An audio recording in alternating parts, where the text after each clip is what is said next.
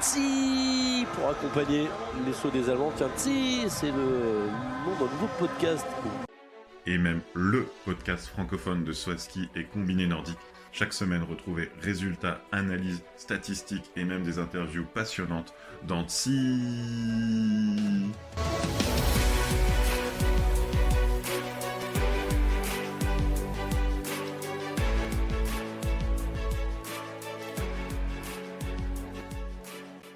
Bonjour et bienvenue à tous pour ce 33e épisode de Tsi, un épisode très spécial parce que c'est le premier épisode où on ne va pas parler français, on va parler en anglais.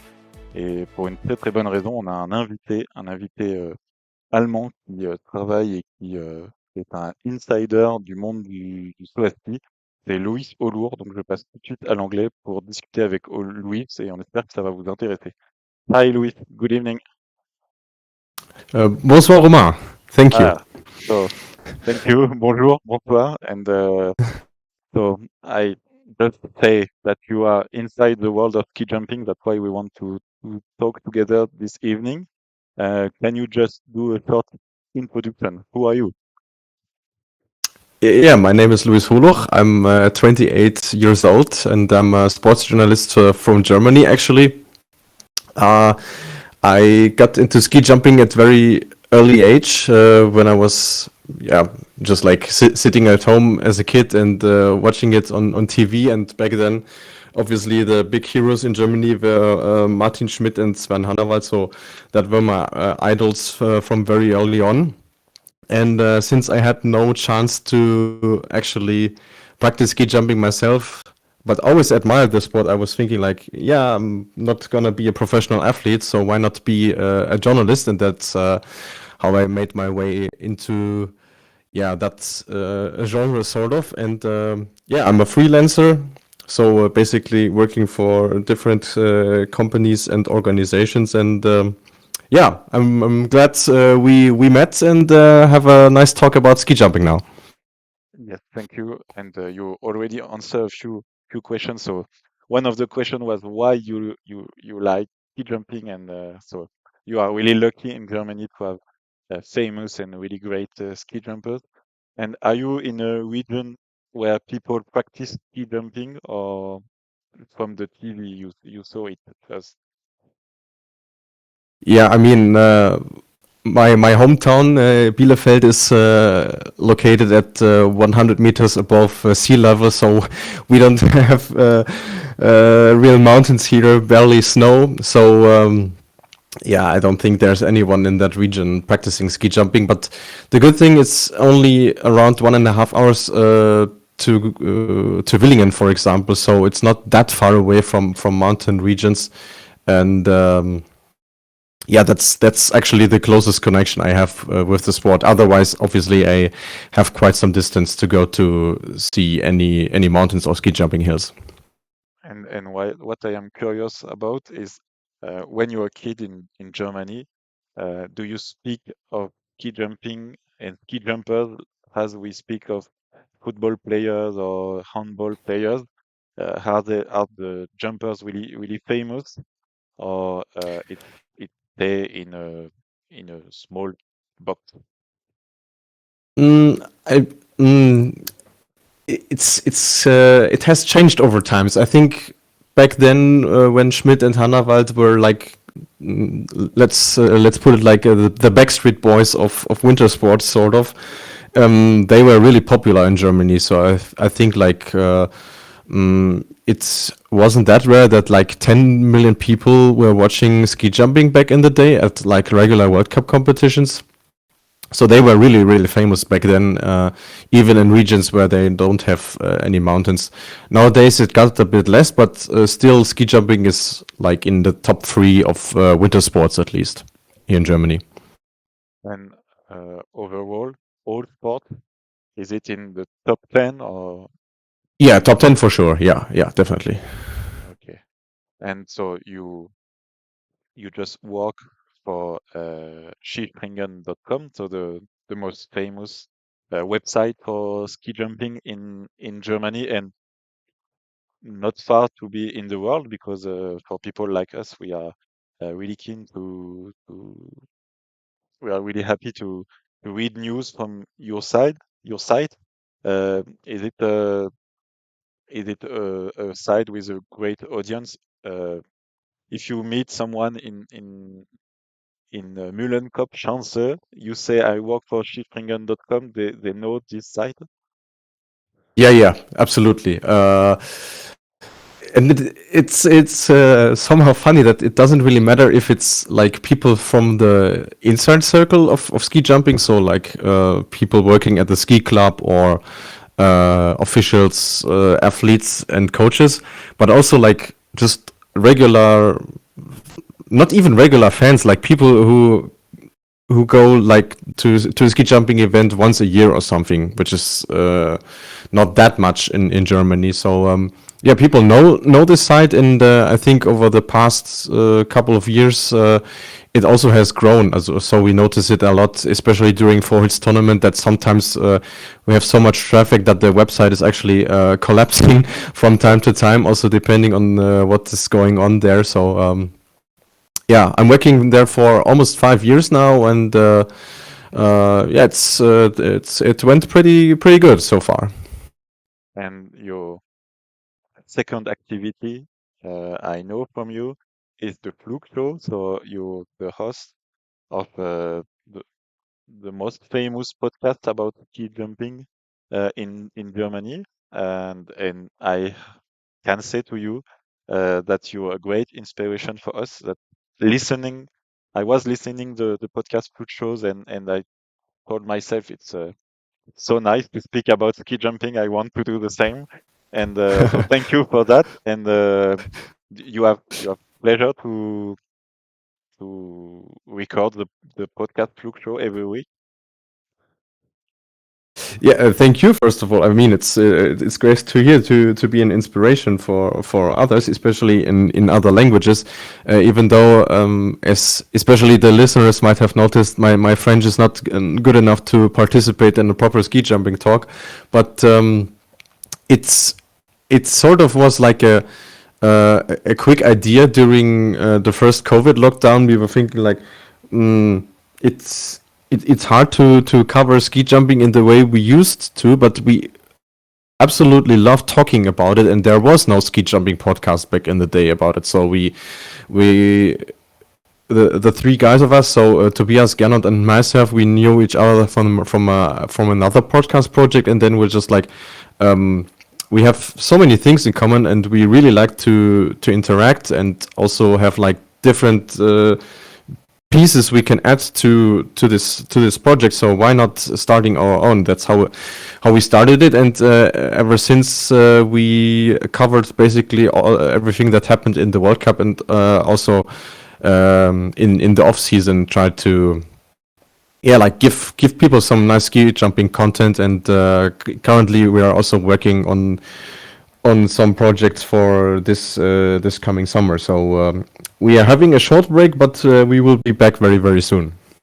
It's normal. It's the off season for everybody except me, because it's the first season and we want to do a lot of things, but we can understand. And what I really appreciate with the Flug Show is that women ski jumping and men ski jumping are 50-50. And that's really nice. And one more time, an inspiration. Was it important for you to speak from women in ski jumping 50-50 with men? Yeah, absolutely, because the three of us totally agreed that women's ski jumping is totally underrepresented in any kind of media. So we are thinking like this. On one page, the women totally deserved to be equally covered, and on the other side, it could be like a nice benefit for us to have like this sort of expertise and deeper look into the thing. And I think everything that happened within the last 3 years justified our decision, our approach, because we, especially this past season, we noticed that there's so much going on in the women's side of the circus that it actually made more fun to talk about development in the women's section, because it was not that predictable as for the men's. Obviously, for the reason that there was this one dominating guy in the men's circuit with Halvor Ekman Granerud, and on the women's side there were lots of new stars and new faces coming on. So that was really fun to cover, and I think the approach is both appreciated by the athletes and also by the listeners. And they clearly deserve to be equally covered. And when we watch ski jumping, you cannot see the difference. Okay, there is 1 or 2 kilometers per hour at the jumping table, but after it's only ski jumping. So I fully agree with you. And one more time, thank you for them. You were in Interzaten to cover the World Cup, and in Vikersund for the first ski flying. You want to speak about this event? From the TV, it looked amazing. And what was the feeling at the bottom of the hill? Oh, it was crazy. I think it was the most emotional and also most intense experience I've ever had at a ski jumping hill, because it all started with the cancellation on Friday because they had like 30 centimeters of snow overnight, so it was no chance to have like a proper training day. And then the excitement grew even more until Saturday, until they finally could make their first jumps. But for me, it appeared like they did nothing different compared to like regular events. So that already gave me a good feeling. And when I saw their smiles after the first round of jumping, which was like just testing and see how they can get going with the flow and the hill, it was totally amazing. And this feeling of like achieving such a great thing, such an historical event, especially was absolutely great. And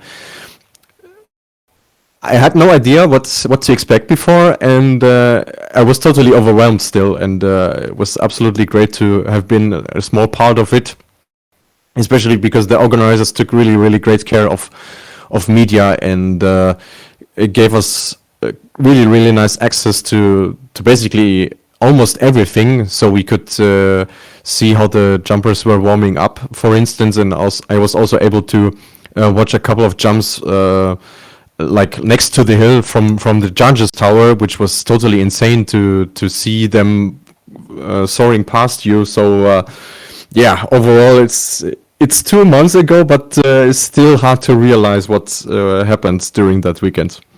And your voice is speaking for you. Your voice is still excited. And just a small anecdote. We interviewed Joséphine Panier a few weeks ago, and you were in Vikersund. She was not. She didn't fly so good as expected. The best jump was 156 meter long, and even with this not so long jumps, he remind us Vikersund as the best moment of the season. So can you imagine? He was not jumping as far as expected, and still was the best moment of the season. Yeah, I mean that's totally understandable. They really, really fought for it for a long time, and just to get this experience, because it's totally incomparable to everything else you can experience as a ski jumper. And I already also spoke to her after the competition, and of course she wasn't that happy about her jumps and her technique, and she said she was struggling with it. But just like being a part of it, of those 15 athletes, it's just yeah, a greater feeling than everything else, I think. Okay, so that was kind of a long introduction, but thank you for this. And I have like a small game for you. You will help us, French people, to pronounce the German names. Okay. We try to do our best every week, but I will say the first name. So if I don't say good the first name, you correct me and you say the second name. There is no trap. It's just to you to help us.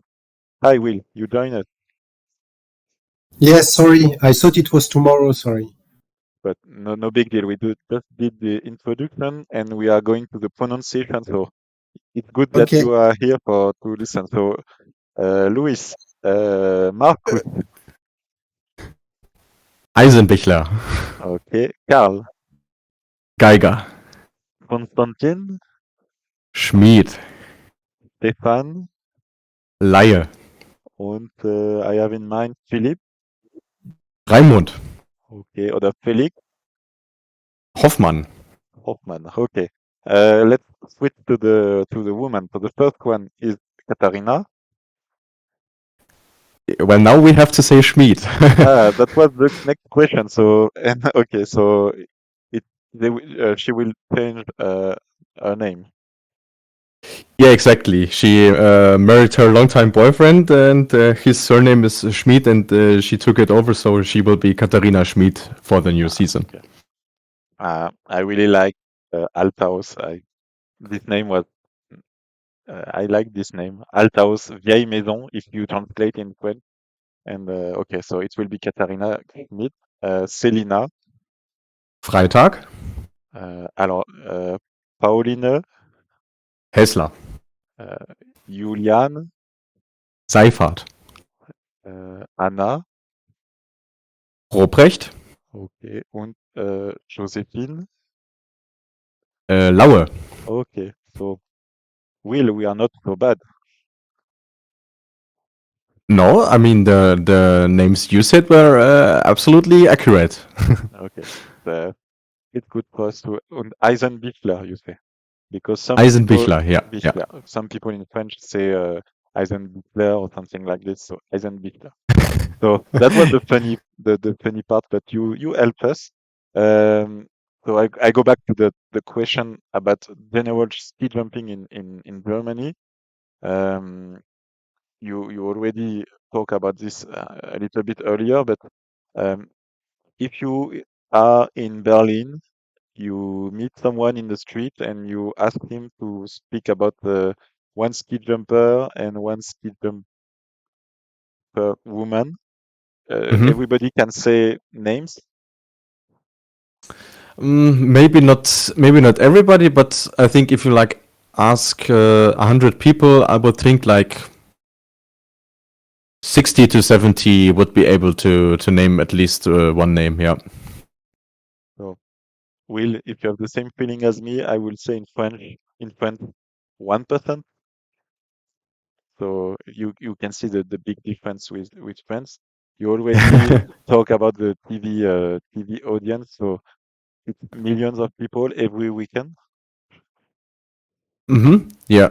Well, luckily we have different channels to broadcast it. So there's like the main broadcasters, which are free to everybody, ARD and ZDF. So they broadcast almost every competition.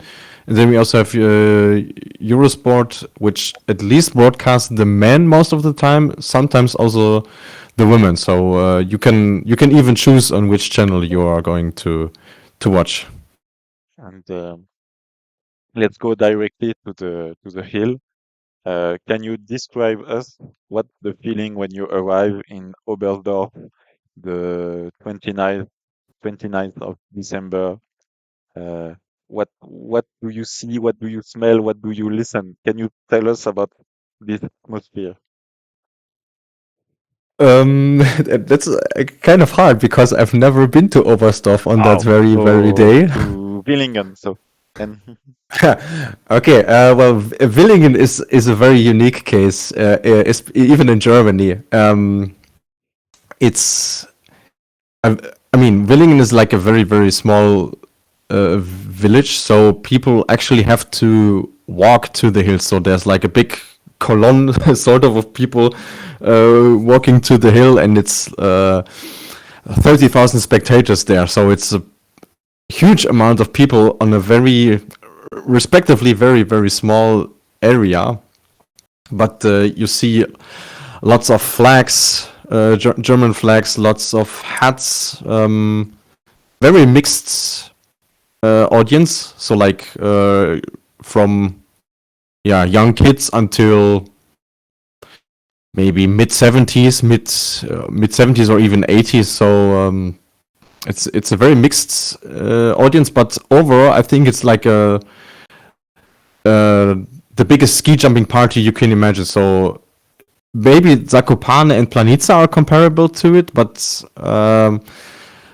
Villingen is a really, really unique case in Germany. Yeah. And my souvenir from German hill, most of them, they have Bratwurst in my souvenir and Glühwein and Mhm. music, German music. It's unique. You have this music that every people are uh, singing at the hill. So Sweet Carolina und so weiter and so on. And do do you like it? Are people? I have the impression when people are in at the hill that they just let the office people behind, the serious people, and they just want to enjoy. Do you have this feeling? I think it also depends on where you are. In Villingen, it's totally the case because this is like a party World Cup somehow. Oberstdorf, I Oberstdorf and have Gam- this feeling as Yeah. well. Yeah, totally. I mean, it's like it's holidays, so people are in a better mood in general, obviously. But it also can differ a bit. If you go to Titisee Neustadt, for instance, it's a bit different because it's a more idyllic and calmer place. It's not that much of a party. And also Klingenthal because it's like almost at the end of the world. I would say it's in the middle of nowhere, that place. And dear listener, if you can travel to a German hill, do it. It's always, even Titisee Neustadt, it's a smaller one, smaller audience, but the feeling is really nice. And the Bratwurst are lecker. And do do um, do you already visit hills in other countries?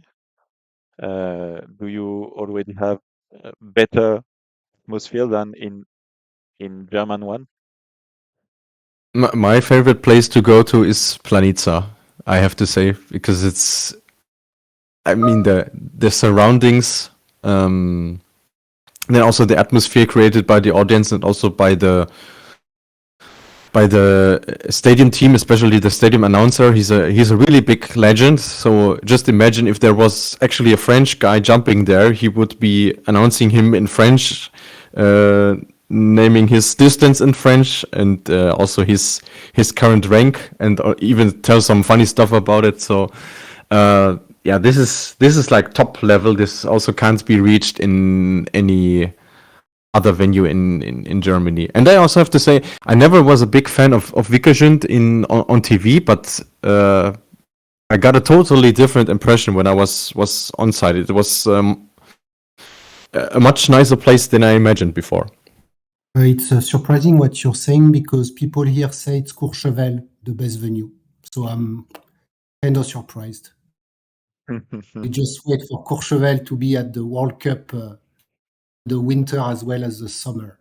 But yes, Planica, for us, for the people we know in France, they really enjoy Planica for the ones that have been there. And also, obviously, because of the media coverage of the Vierschanzen tournée, it's the kind of tournament that if you have the chance to travel, that they will put first on their list in France. Yeah, I can imagine. I mean, like for this tournament, it's a total exception in every case. I remember I was talking to Hans-Georg Schmidt, who was sort of the inventor of women's ski jumping in Germany. Unfortunately, he's not with us anymore, but he was like, for us, he was from Schönwald in Black Forest, and he said, like, for us, it was the biggest advertisement to have like 2 minutes of TV coverage. 2 minutes is not a long time, but he said that Oberstdorf and Garmisch-Partenkirchen don't even need to make marketing because those names are so big because of the Vorwärts tournament, and that's for sure why why these names are so familiar and a life goal for every ski jumping fan to be there actually. And so we have to meet at Oberstdorf. It's my favorite place for ski jumping, and I will visit as much as possible this place. It's the crowd is amazing, and they sell Glühwein by liters. You can drink a liter of Glühwein. Will, you have a last question about the general question about ski jumping before going into the competition part? You mean to have a Luis view on the French level, for example? Let's do it.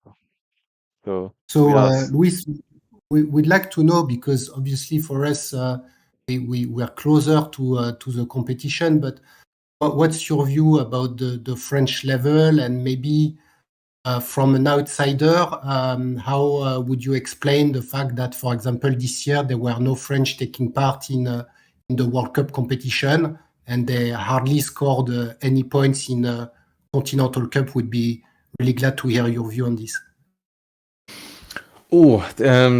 Actually, I asked this question myself a lot, but I think most of it can be explained by. I think it's also a lack of interest by the federation. Maybe they think it's not worth to put much effort into it because the perspectives aren't so great, and the staff personnel they had before wasn't staying there for a longer time. So also they must have felt that it's really hard to bring any athletes up to the World Cup. Also, from my perspective, I think the lack of money is also a big issue, because without any investment, you just can't gain anything in that, even in that sport, even though it's a relatively small one. So that's also for sure a part of it. But I think the infrastructure you have, like with Hills in Courchevel and also Chauneuf, isn't that bad actually. So it's something you can start from. And I also think that the way the women's team is working should be an example also for the men's team. So I would hope that it changes somehow. But I barely heard anything from the French men's team past winter, unfortunately. Well, to be honest, this year there is a change of coach, and not coach, but the federation director, and they've decided to merge the women's team and the French team together. And in fact, the A team for France are the two women's, and the B team for France are the younger athletes that compete in the Continental Cup and the FIS Cup and the OPA Cup, which means that they are trying to bring together that Joséphine Panier and Julia Claire give some tips to the younger guys in order for them to find the little thing that will give them the confidence, because what we understand is they do very nice jumps in training. But then when it comes to competition, some of them are thinking a bit too much. We had also issues with suits that were they were feeling that the suits from the French team were not that good compared to Austria or Germany or Norway, a bit like the Japanese team in the World Cup, and that has an impact on your morale and on your confidence, and therefore you can't really compete. So now they are switching a bit, but we have very high hopes, and especially, our podcast is also covering at the moment Nordic combined, and the Nordic combined this year was excellent with 2 athletes in the top 15, and we had some podiums, and Nordic combined is half ski jumping. So We can't understand why the best ski jumpers are going to Nordic combine, because they train on the same hills as the special jumpers. Yeah, I think the teams are relatively small in France, so I think this is a really good way to cooperate with inside the team. And if we take Norway, for example, which has a mixed national team in ski jumping, you can clearly notice that this is working really, really well. And so I think it's a good way to go. The French team is taking on, and since you've mentioned Nordic combined, I've ran into Matteo Bo and Laurent Müller-Thaler in Planica, and both really, really nice guys, I have to say. And also the coach, I think Alexandre is his name, if I'm not mistaken. Yes. So yeah, that's a really good basis to work on. If you have like a small group which is already in world class over a couple of years, it's good to put youngsters with them so they can they can learn from each other, and maybe even the world class athletes can adapt some things from the younger guys. So fingers crossed that this system is working out for you guys. So talking about youngsters, you don't know, because I don't know if you speak French, but you maybe didn't hear our podcast this year, but we're talking a lot about the next generation. And both me and Romain, we are a fan of Stefan Embacher, who is born in 2006, and he's the next Schlierenzauer to our mind. Can you tell us a bit about the next big athlete in Germany? We have the son of Stefan Angerer on our list, as well as Janne Holtz, but maybe you have other athletes that you feel will soon reach the level of the A team. Oh, that's a tough question. I think first of all, it's good that they now integrated two younger guys into the first team with Felix Hoffmann and Justin Lissow. So that's a good starting point. Janne Holtz, you've mentioned, is definitely one of the biggest talents we currently have in Germany. I have seen him jumping on a few occasions, but not that much that I can really say that he's going to be the next big thing. Also because in the past couple of years, it was really, really difficult for youngsters to reach the A team. So if you compare it to Austria, for instance, and this is also a big thing we are criticizing in Flugshow a lot, is that we didn't really make it that far. We don't have a guy like Daniel Čoferník, for example, that is born in 2000s and made it into the top 10 of the World Cup within 2 seasons. And that you've got Śpiewok. Luca Roth. Luca Roth. It's funny because Luca Roth has the sense in France, because so just forget about it. Just in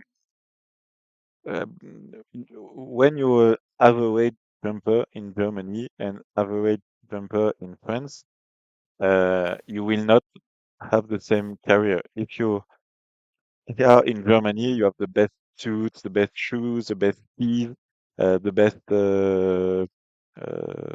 hotels, and so on. Do you have a lot of people talk about the top 5 or top 6 countries, and if you're German, you have an advantage because you are with the big federation and you have they have money to invest in ski jumping. Do you believe in this, or do you think that if you from Bulgaria you have the same chance as for Germany? No, the way ski jumping as a whole discipline is at the moment, it's not equal chances for those cases. You definitely can reach more in such a big country, and I think even within these top 6 you've mentioned, there's smaller differences. For instance, if you mm, in Norway, just like a very popular example at the moment, Robert Johansson was kicked out of the national team, so now he has to pay everything by himself. If you get kicked out of a national team in Germany, you still are an employee at federal police, customs, or army or stuff like that. So you have like a basic insurance sort of. You have a salary and stuff like that. So you can put your focus more on your professional sport and don't have to worry about covering your costs as much as Johansson has at the moment. And so it's the same for people from a smaller country like Bulgaria or probably also in France at the moment, sadly. So you definitely have an advantage if you come from a nation like Germany or Austria. You know what we don't like in France, and especially we had one athlete from your country who was not good enough to jump in the World Cup, so he was always coming in the lower levels. Because he was too good, we were calling him the Dream Breaker. It's Martin Hamann. Because every time he was coming and he was winning, and in fact he shouldn't be allowed to jump because He's he's 25 older. years old, and he was jumping in I'm Fist sorry. Cup. No. So I was against him to jump. He needs to stay in the Continental Cup. Where is he going in the Fist Cup and beat guys like Mathis Contamine? He broke our dreams, Martin Hamann. It's kind of a joke, but not totally a joke, in fact, because you have jumpers of 25 years old which are in Fist Cup all winter long. How is it possible? Because they have money from the federation? Do they pay? They live from ski jumping in Fist Cup, so the third level in the ski jumping. How is it possible? We don't say it's not good, but it's surprising. In France, if you're 25 years old, you are in World Cup or you are doing something else, in fact.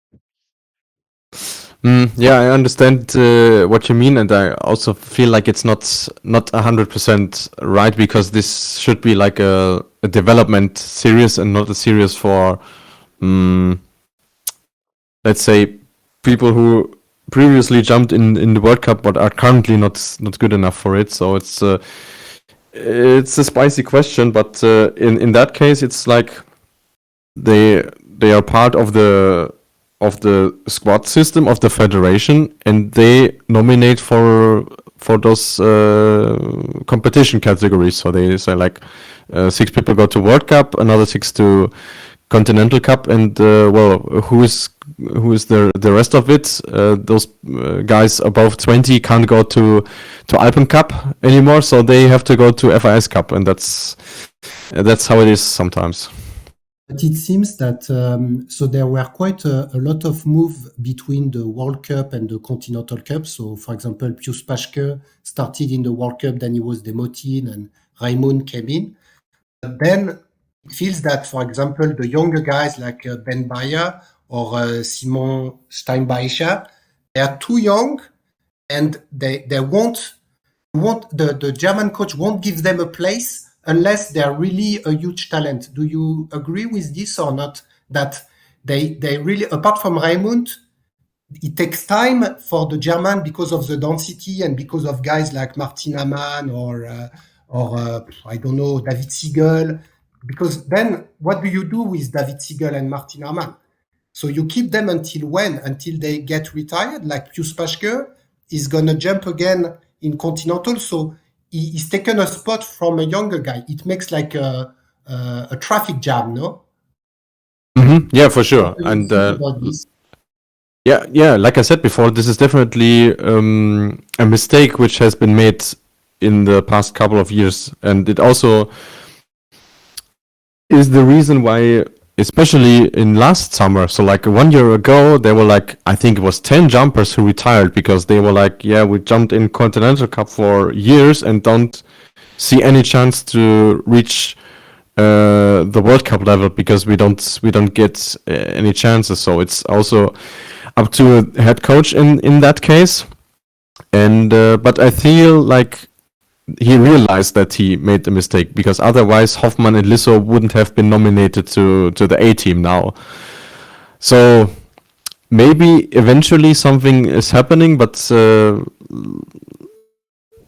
if we compare ourselves to Austria, which Germans really like to do a lot, especially when it comes to winter sports, they have definitely made the worst job in the past couple of years, because like I said, we don't have guys like Daniel Čoferník. And also don't see any German Daniel Čoferník coming up in the next couple of years. So there's definitely some stuff to do. And Interesting. Then we had a few questions again about the German or auditors to know what you think about it. So, Hangacher was a bit criticized on French TV. What's your view about him, apart from what you just said, that it took him a bit too much time to switch a bit the places, but until I think the mid-season, only Karl Geiger had reached a podium. I don't feel that it was a success of a season for Germany, but he's still going to be the coach for next year, unless something has changed. What's your view about him? So he was already confirmed as coach, so he will stay there. I think sort of it's his last chance to turn things around a bit, because the downfall already started the season before, after Beijing. If we remember what happened afterwards, I mean, Olympics were already really, really tough, and the team got worse with every single jump afterwards. So the last part of that season was already a disappointment, and it continued this past season. And actually, the only thing that somehow saved the whole team was the World Championships in Planica. The 2 medals of Geiger and Wellinger, but they really covered the weakness they had all over the winter, because they scored those medals on a normal hill, and that normal hills aren't really present in the World Cup. So that's definitely a thing to criticize.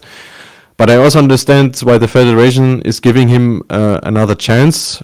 Also, because there was no really other option beside him. But I think if the trend and the season is continuing the same way as the last season ended, it's definitely time for a change, because you have then World Championships in Trondheim coming up, and the season after is already an Olympic season. So if you ask me for my personal opinion, I would have changed the coaching stuff already this season, because you could work without any pressure, because there's no real big event besides the Forwards tournament this season.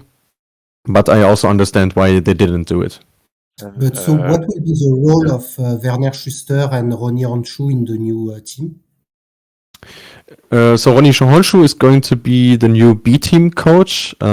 He is going to take over that role, and Werner Schuster was nominated as head coach of youth. That was a position which didn't exist before, which is also a bit strange, because you definitely need someone who is responsible for that. So that definitely were 2 good moves, because Honshu showed what he's capable of in Switzerland. That team made really good progress over the past couple of years, especially the past season.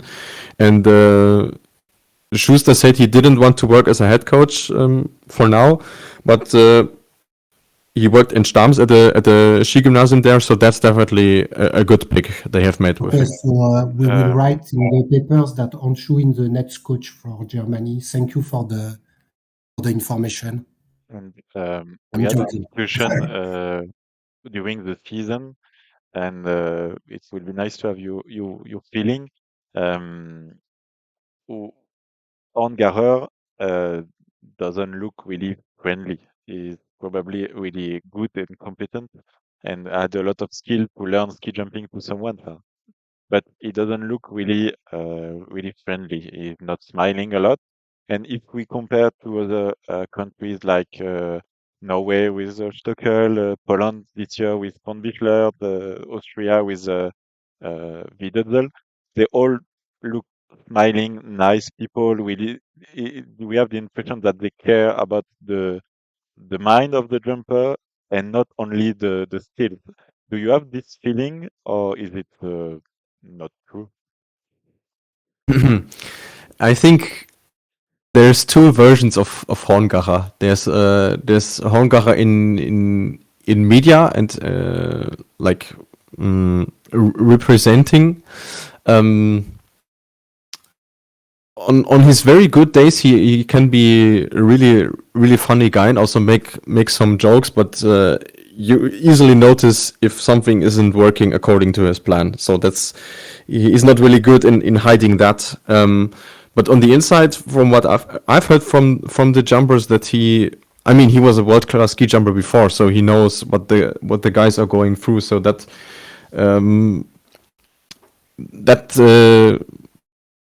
system, I would like to call it like that, is working according to the jumpers, and they pointed out that especially during the four hills when everything was falling down the cliff, sort of. So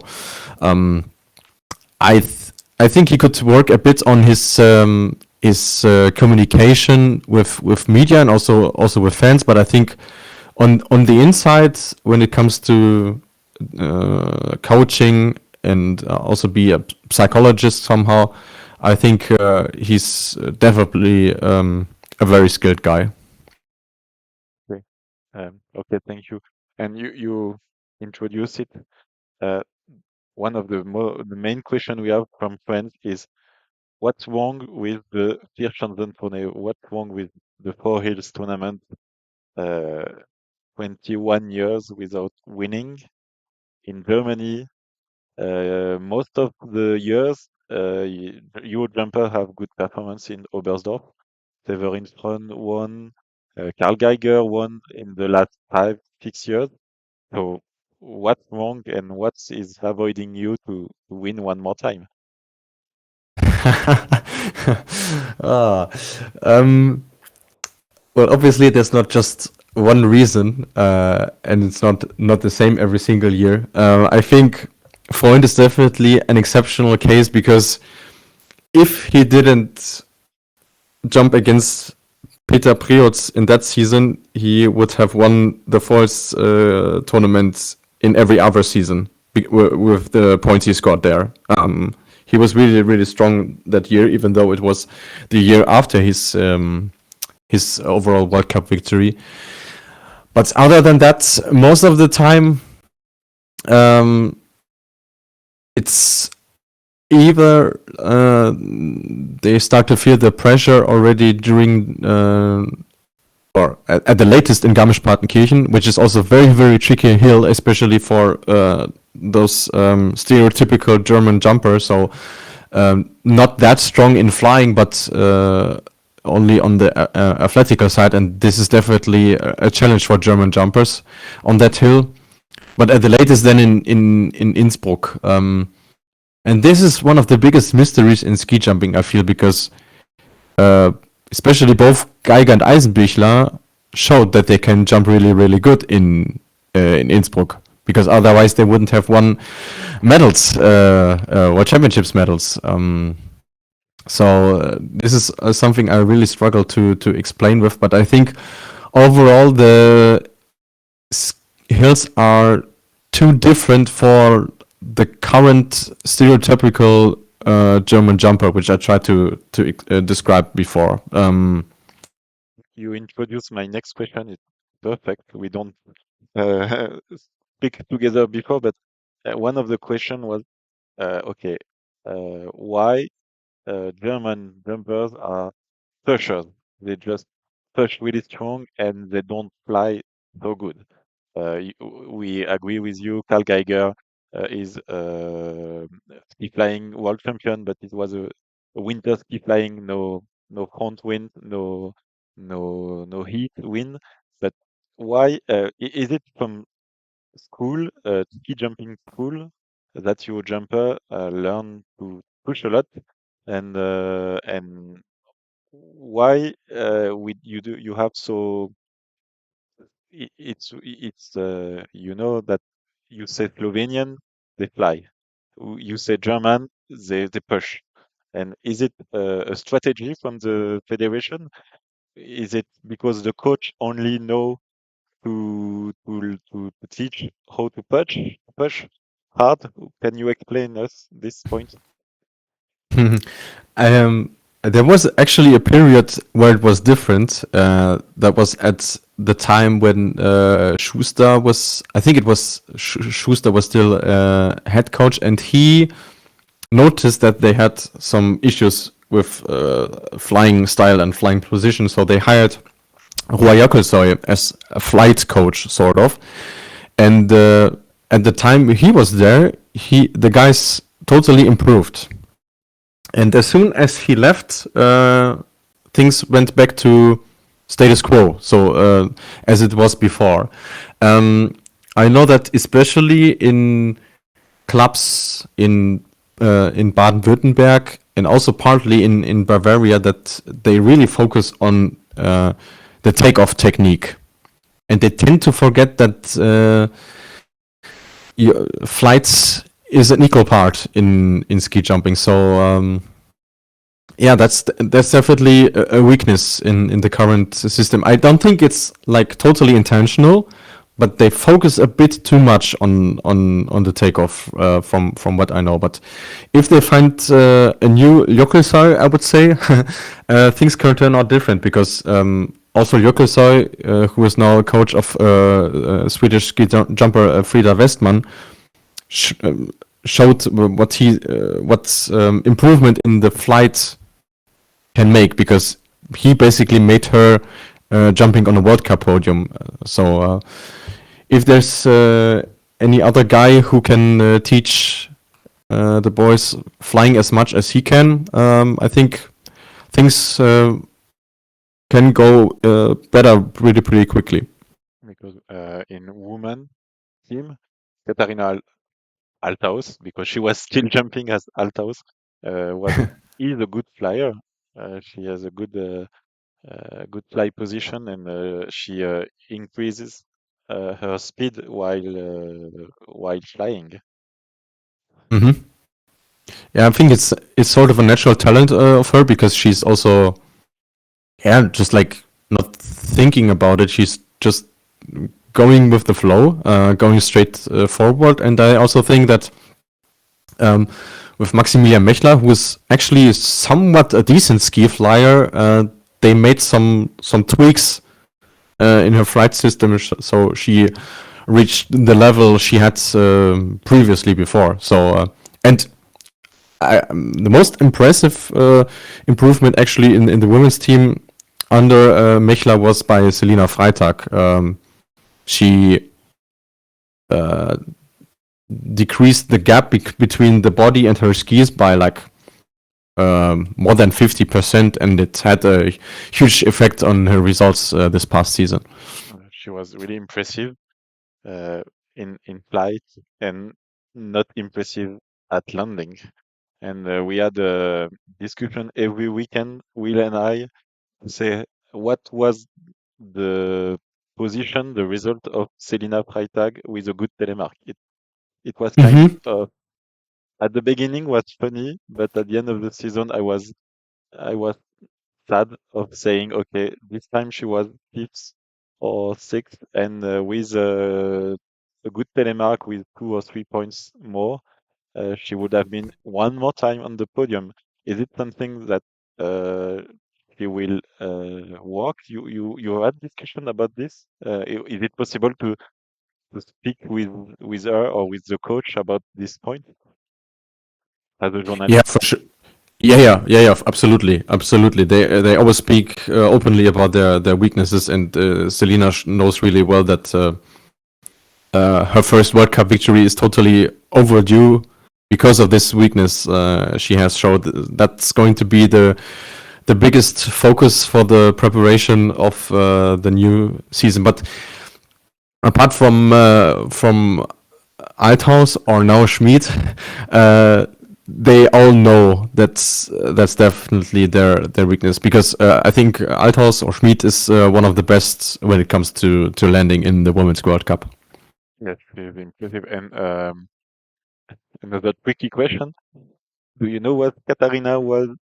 The Saturday woman and not a Sunday woman. She won most of almost all of them. The victories were on one day, and she was not okay. One day first, and the second one was not second or third like Eva Wilkenig does the whole season. She was sixth, seventh, fifth, and that's why she is not the Crystal Kugel winner, the Globe winner, because she was not consistent.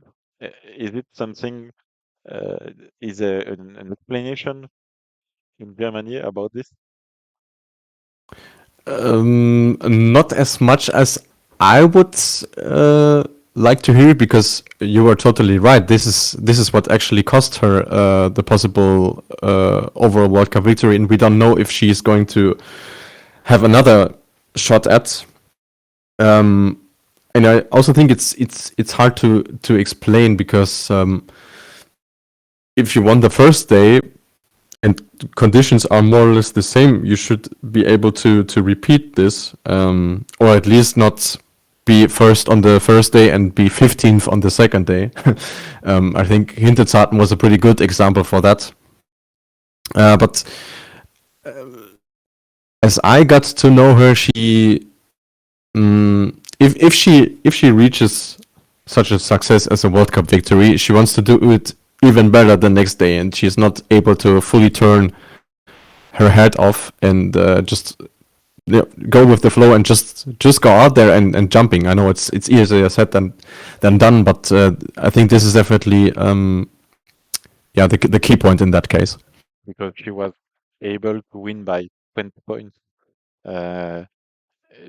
She did the most amazing jump of the season, except Vickersund, the 149.5 meter with Telemark. I have goosebumps while speaking. It was one of the jumps of the season, men and women together. And the day after, sixth or seventh of the classification was quite strange. Yeah, that was also probably my favorite jump throughout the whole season, and I was hoping that someone would give her a 20.0 style point for this, because how should you do it even better than this? So that was definitely a miss, but I was lucky to see that jump live, and it was really, really, really sick. Talking about the women, you tweeted this afternoon about the move from Annika Ziiiiiiiieh to ski jumping, the special jump. And it seems you made a reference to the Olympic Committee removing the Nordic combined competition for the women. Do you feel that there will be more moves like that for women who are much better on the hill than on the skis?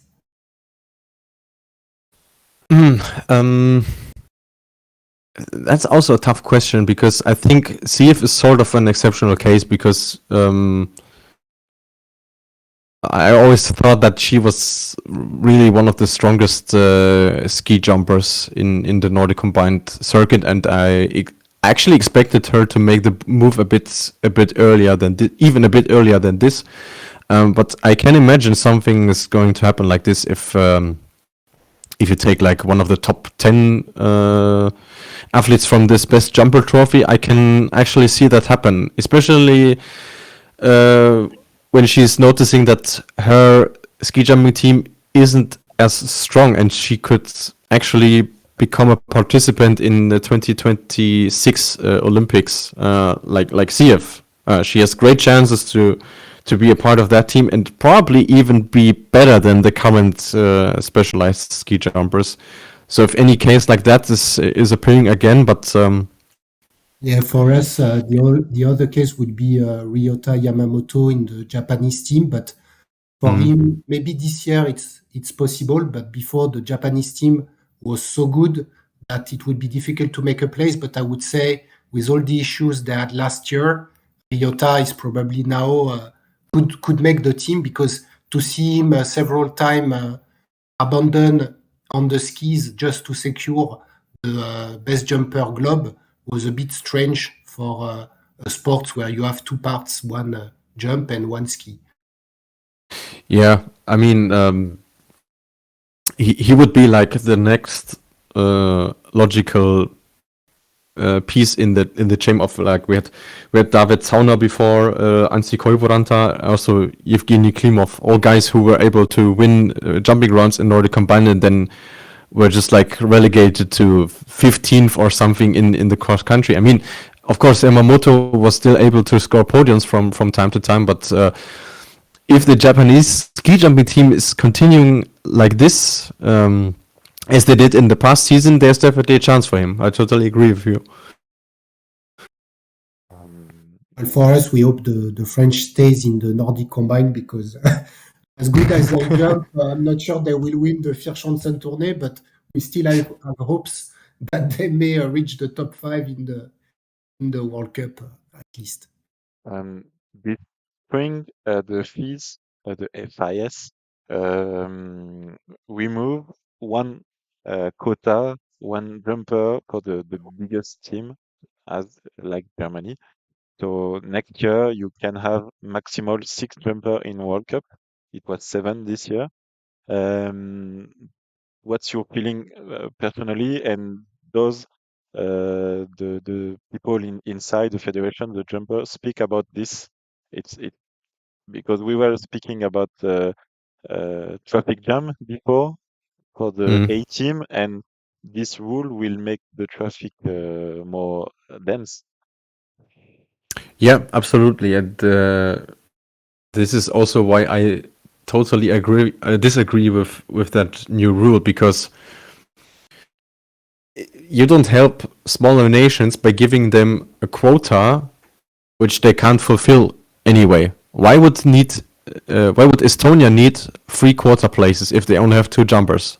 So that doesn't make sense. I would have preferred if they said, like, to the smaller nations, you can send as many jumpers as you want or as you have.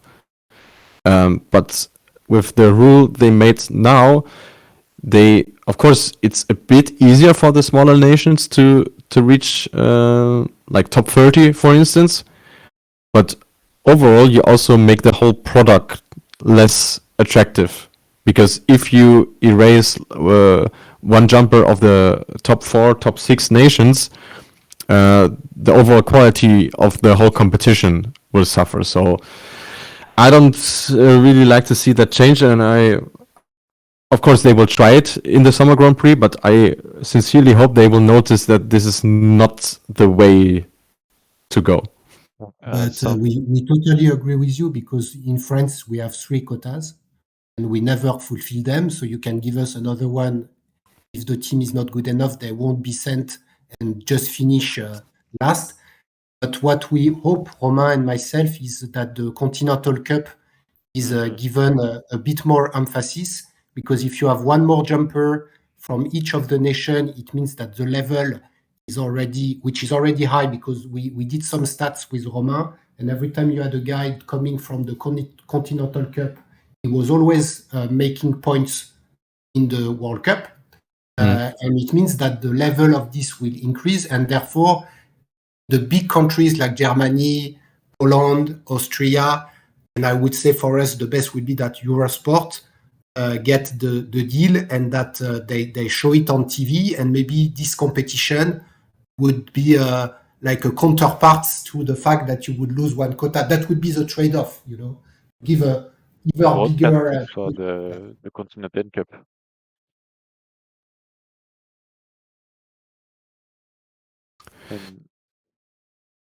Yes, Louis. Yeah, I'm not sure what you mean at the moment. Why in football, for example, the second league is broadcasted, and some people are really like to watch the second league of in Germany or in France. And why not broadcasting the COC? It is still ski jumping. This year we have a lot of jumps over the 140 meters in large hills. So it could be a compensation you remove quotas to the big nation, but you increase the attractivity of the Continental Cup. Could be nice. Yeah, for sure. I mean, for us nerds, I think there cannot be such thing as enough ski jumping coverage overall, but we roughly know how much it costs to organize a World Cup, and also we roughly know what it costs to organize a COC. And the way the system is working at the moment, you have to be sincerely happy about every organizer you find to host any event, because the costs are just immense. And if you put a broadcasting on top, which most of the time organizers also has to take care of, and which costs even more money, then you would need some sort of funding from FIS side if you have sincere interest in having that broadcast. That's the point. It should be FIS who is starting a TV platform and who should invest in this, because they can't continue to rely on Eurosport, ARD, ZDF, as you say, in each country taking on the broadcasting. It's up to a federation to do this. And for us, FIS, especially, I'm sure you spend your days on their website. It's not good enough. And it's good that we have other websites like yours, like Berkucci, like Vukni in Poland, or Skiports 365, because to find good statistic, FIS is not great. It's crap. And I think they should do better than this. Yeah, absolutely. In that regard, absolutely. But this is definitely one of the biggest issues they have to solve overall, because the TV rights are being held by the national federations, and this is the only thing they actually make money with. So if you take that away from them and FIS gets to have them, you basically suck the life out of the federations, because they don't have any other income. So that's also why there was this big clash, and even like a proposal of federations against the FIS president, because he intended to take away those contracts. Okay, so at the moment, is the ARD and ZDF who are funding part of the ski jumping team? That's what you're saying? Indirectly, because they pay for the rights. Yeah, I thought they were going directly to the FIS. So if it's the case, then for sure it changes the whole scenario. Yeah, because you need to fund. I mean, it's good that the bigger team gets more money, because that's what keeps the level alive. So it's interesting. Yeah, I think we could do a whole nother episode about that topic, because it's so complex and really difficult to find a proper solution for this. But I think it should be in the interest of everybody that you get as much covering as possible, because the platforms to do it are there. It never was easier to actually have a coverage than it is nowadays. So I hope there's going to be a solution for it, because I think there are enough fans who would be willing to pay, like, let's say €10 a month or something like that, to have like a FIS TV where you can watch all your preferred World Cups, no matter if it's alpine skiing, Nordic combined ski jumping, snowboard, or whatever.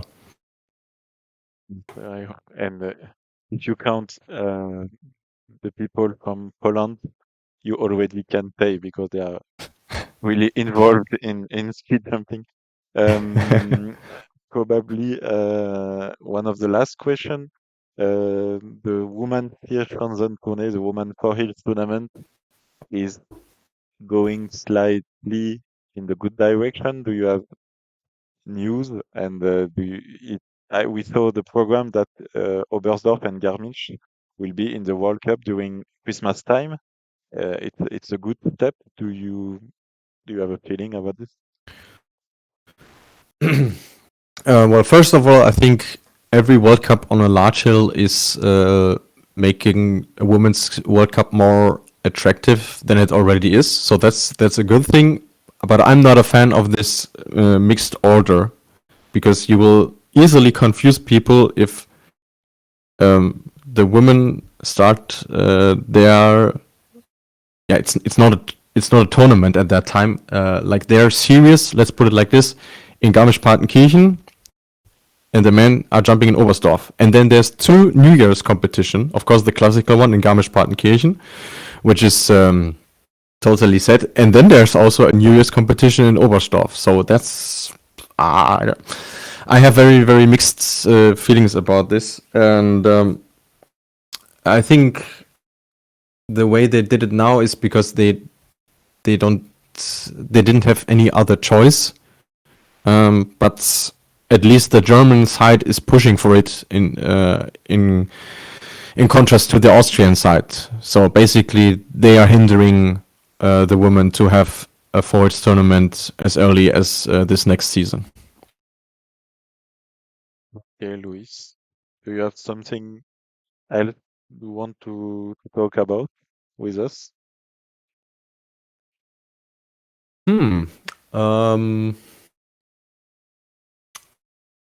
I mean, we in our podcast we barely talk about Nordic combined, so I would be interested in why you guys actually chose to do it in your podcast. Was it because there's also a ski jumping part involved in it, or were you naturally interested in Nordic combined?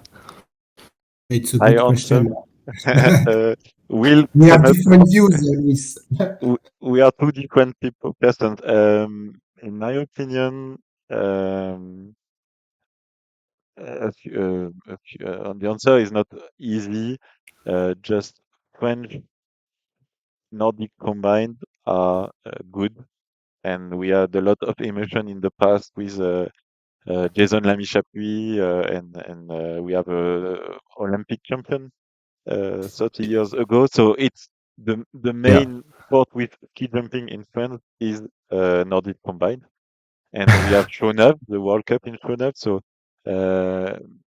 it's okay. If you go in Paris and you speak about ski jumping or Nordic combined, both are 0. But in the mountains, in the Vosges, Jura, it's the main sport with biathlon, of course. Biathlon is the first the first.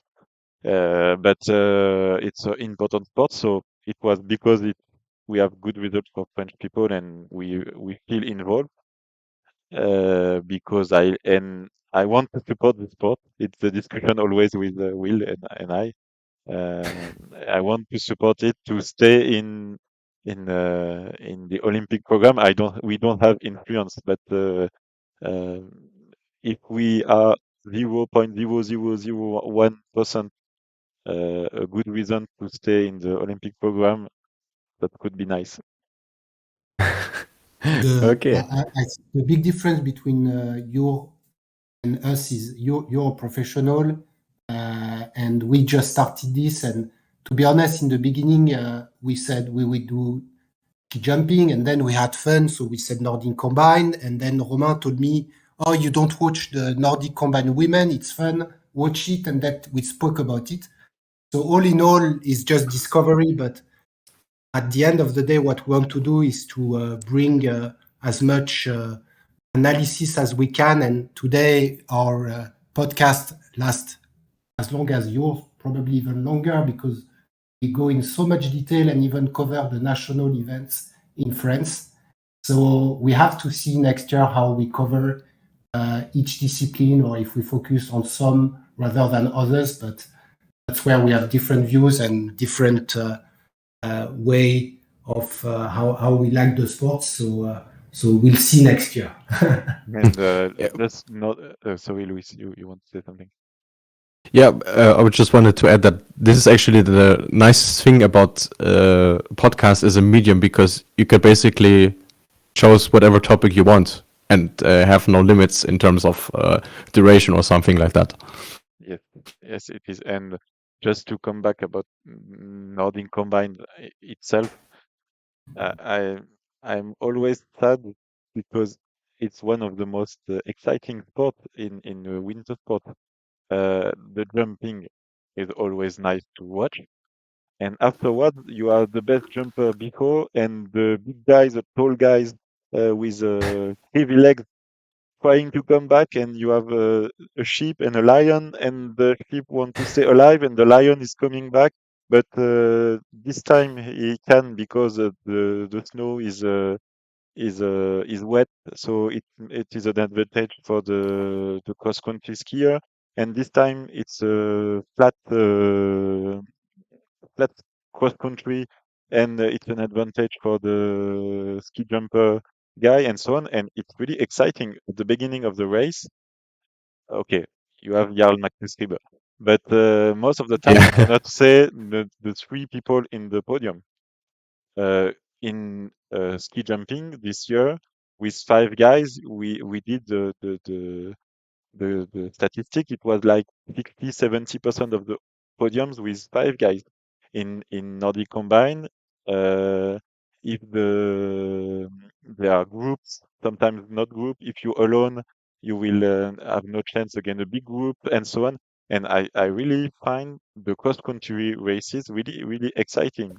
And I like Nordic combine. It's nothing else to say. Yeah, absolutely. And it's a bit of a shame that it's not much appreciated as we all would hope to, because I think that just the sheer idea of putting those two different disciplines together is insane. And then seeing people practicing it to perfection is something really nice to follow, actually. And I also think, I mean, I like to criticize FIS for what they are doing in ski jumping most of the time.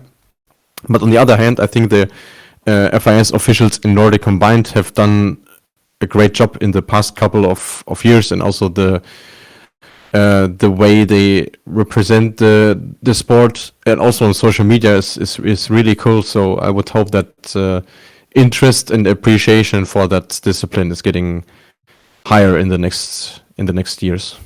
So, do you know a German-speaking podcast about Nordic combine? Not a specific one, no. So it's something we have to create.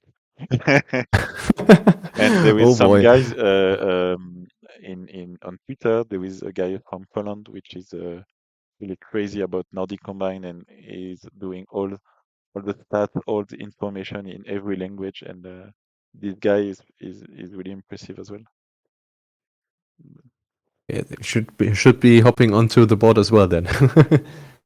So yeah, Nordic combine is really interesting, and we have the chance in France to have one of the nicest spots for Nordic combine with Schoneuve, which is a lovely place, a nice hill, and beautiful atmosphere as well. The 5,000 people cheering and having fun. It's the only moment in France where so much people are watching ski jumping. Yeah, I think it's definitely in the top 5 World Cup venues in Nordic combined. Yeah, absolutely. And so just want to thank you for taking time with us and sharing all your knowledge and your feelings about the ski jumping. And thanks to you, we know more about Germany and the German system. So thank you very much. Yeah, thanks for having me. What was a great talk with you guys. Thank you, Luis, and we'll make sure to give you the link to listen to what you've said, and if you want us to do it on the Flugshow in German, Romain is bilingual. So. Almost. Definitely gonna share the show on my social media for sure. Thank you very much, Luis. It's a pleasure. And I do the last word in French. Luis a fait des tableaux impressionnants de tous les meilleurs sauts de chaque sauteur, hommes et femmes, avec donc tous les records nationaux. C'est des tableaux qui sont sur le site Flugshow. On vous mettra le lien parce que c'est vraiment des tableaux qui sont impressionnants et vous pouvez voir tous les records de tout le monde. Donc c'est aussi ça que Louis nous a permis d'avoir et on le remercie aussi pour ça. Merci beaucoup. Goodbye. Thank you. Auf Wiedersehen, Louis. Merci beaucoup. Merci.